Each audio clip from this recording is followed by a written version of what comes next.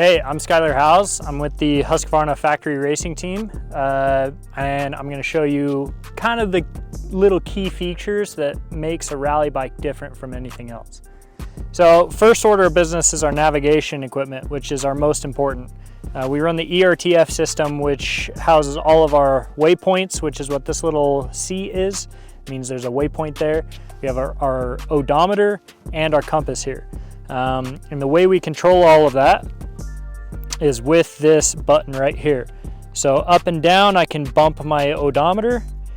This switch rolls my road book in there, and all the other switches there just control all the different units on here. So basically, if I come within here, a number is going to change here, telling me that I've registered this waypoint. So we have to, for instance here, we're going to be on a main track. We have to exit that main track, which is what that means, quit piste, into this wash at at compass heading 67 average, which means we're going to be twisty. And then after 500 meters, we're going to change that cap heading to 56 average. We need to read all of that and do all of that while we're riding 100 miles an hour.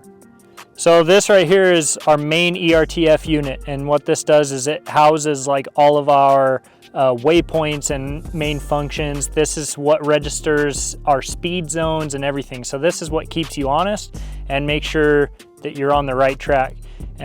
Here I can come down and select waypoint minus. You can see that these waypoints here will change. So virtually 152C means that I'm going to hit that's that waypoint right at kilometer 152, and it's a WPC. So when I get to that point, this will register. It's just a coordinate on this, but it doesn't actually give me a GPS route to follow. I have to do everything off of the paper roll chart, and then this one just registers when I get within that point. And all that will happen here is the number will change to the ASS, which means that's the finish of the special stage section. So another key point is our fuel tanks, and that's probably one of the more important things on the rally stage because we have to go such far distances. So this whole unit, all the way from top all the way down here, is all just one side of the front fuel tank. And you can see here that we have it marked with how much fuel is in there. These are liters. So basically, if you fill it up here, we have 10 liters, 12 liters, 14 liters, and so on. That moves on into the rear. So this has a rear tank as well, which has another 14 liters in it.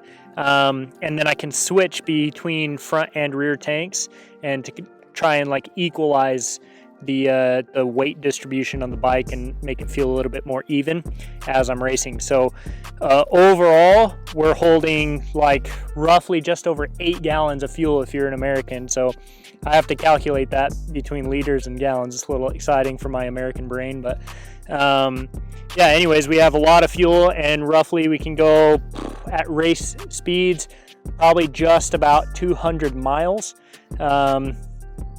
Yeah, depending on if it's dunes or hard pack, it makes a big difference on how far we can go. But anyways, almost half the bike here is just all fuel tanks.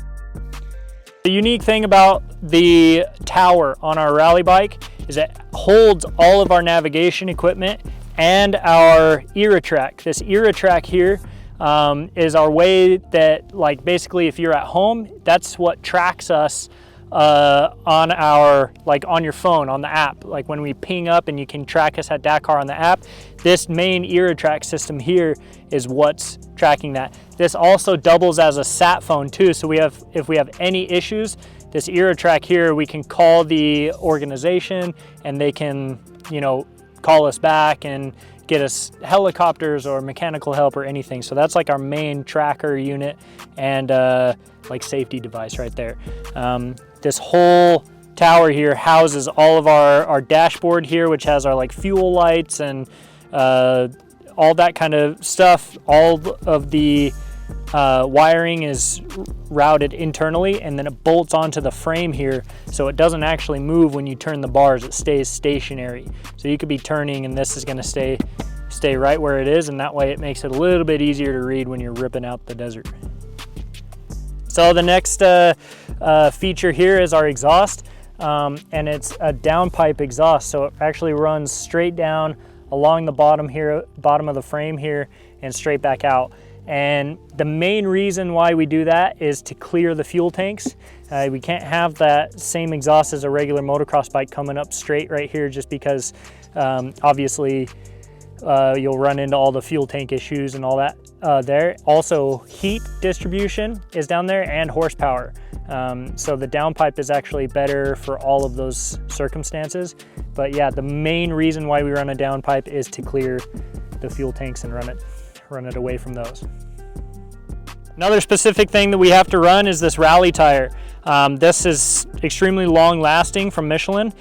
This is the Desert Race tire, and this is super important. It actually gets quite good traction too in all terrains. We run the same tire for the dunes and for hard pack, for everything.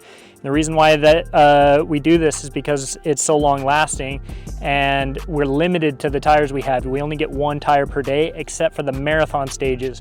The marathon stages are where we have to essentially do 2 days with no mechanic help. So we have to, and you have to run the same tire for both days.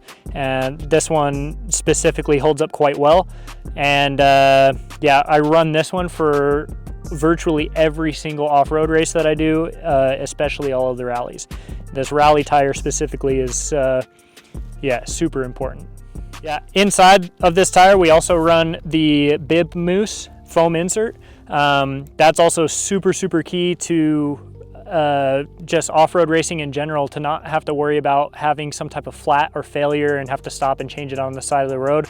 It's also has to do a lot for safety as well. It's much safer to run this bib mousse insert, again, for not getting flats and having some type of issue with that, or being stuck on the side of the trail with flat. So bib mousse foam inserts, super important for rally as well.